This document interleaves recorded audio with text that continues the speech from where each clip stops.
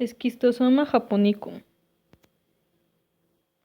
Empezando por su patología, la esquistosomiasis oriental se trata de una trematodiasis que puede ser causada por 5 especies del género Schistosoma. Esta enfermedad está distribuida mundialmente afectando a 74 países. Infecta a cerca de 200 millones de personas al año, de las cuales 200.000 mueren a causa de ella. Como se puede ver en el mapa sobre el estado de la esquistosomiasis en el mundo y especies prevalentes actualizado en el 2016, una de las partes más afectadas es en África subsahariana.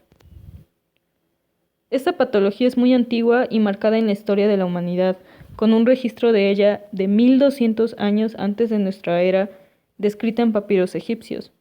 Se halló un huevo fosilizado de esquistosoma en una tumba de Siria en Tel Seitman, cerca del río Éufrates. Esta fotografía fue publicada por la revista Lancet Infectious Diseases.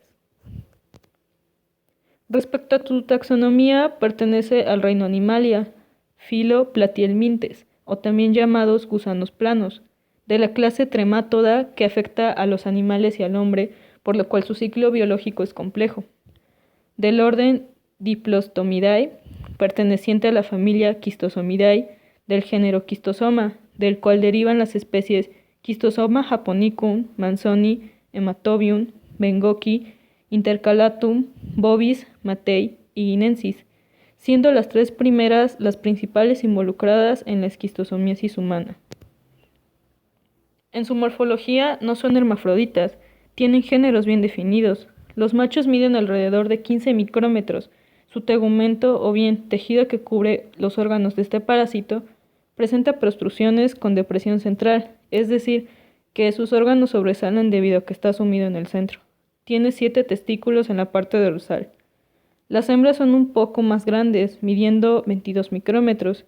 Tienen pequeñas espinas en su superficie. Cuentan con un gran útero capaz de desarrollar de 50 a 150 huevos a la vez.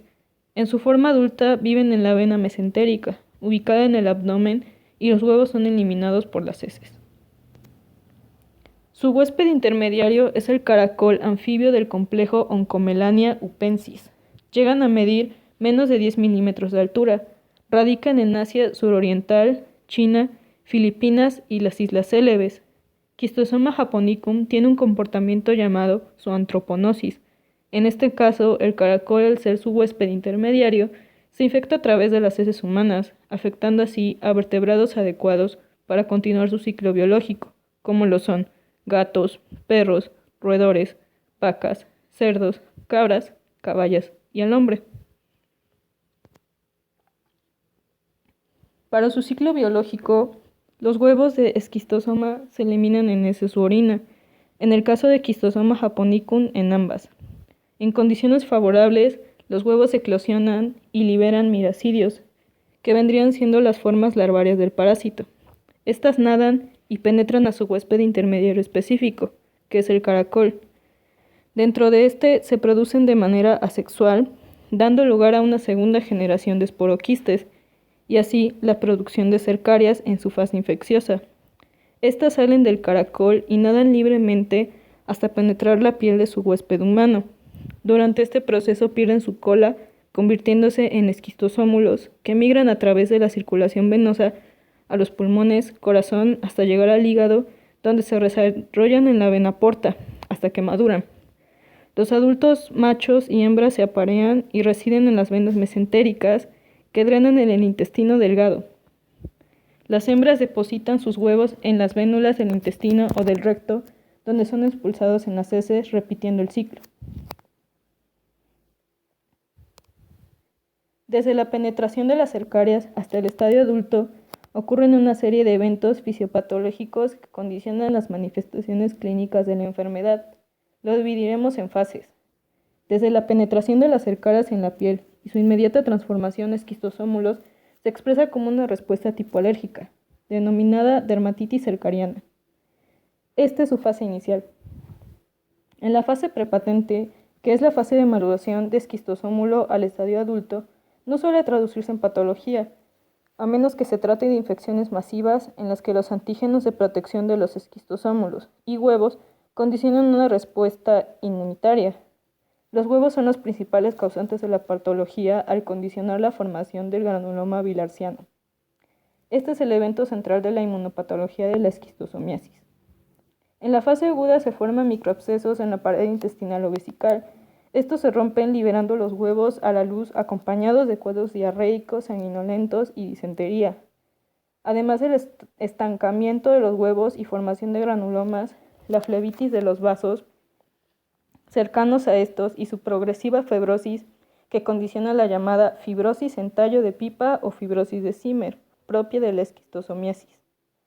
El hígado es el más afectado en esta patología, ante esta sumatoria de condiciones, dando lugar a la hipertensión portal en la fase crónica. En la respuesta inmunitaria protectora, cómo es que el sistema de defensa actúa sobre el parásito, hablaremos sobre la inmunidad concomitante. En este proceso se es incapaz de destruir los gusanos instalados, pero se eliminan los nuevos estadios larvarios que tratan de invadir al huésped infectado. Este tipo de inmunidad se puede ver en reinfecciones humanas. La inmunidad protectora está dirigida principalmente a esquistosómulos. En el caso de los vermes, solo se ha demostrado inmunidad antifecundidad, disminuyendo la producción de huevos, disminuye la patología. En la respuesta inmune protectora predominan los linfocitos Th2. Los elementos participantes son anticuerpos de la clase IgG, IgM, IgE e IgA. Las IgM e IgG actúan como protectores y bloqueadores. En el caso de los isotipos IgG2 e IgG4 específicamente.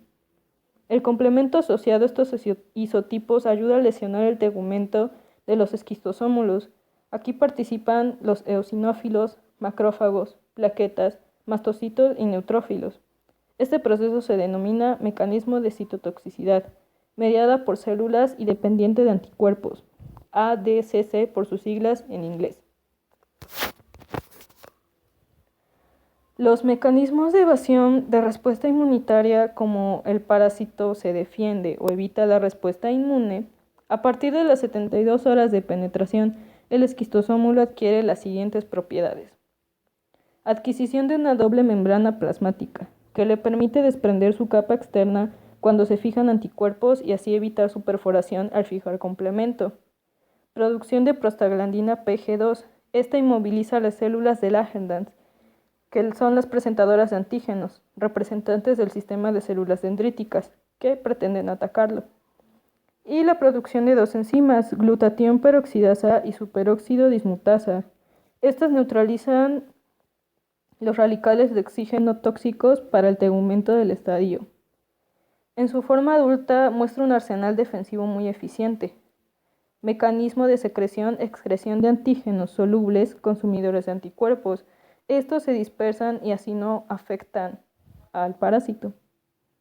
Disfraz antigénico. Este produce moléculas similares a las de su huésped y las toma de él, como grupos sanguíneos, fibronectina, albumina, entre otros. Con esta se recubre y esconde elementos esenciales para el parásito.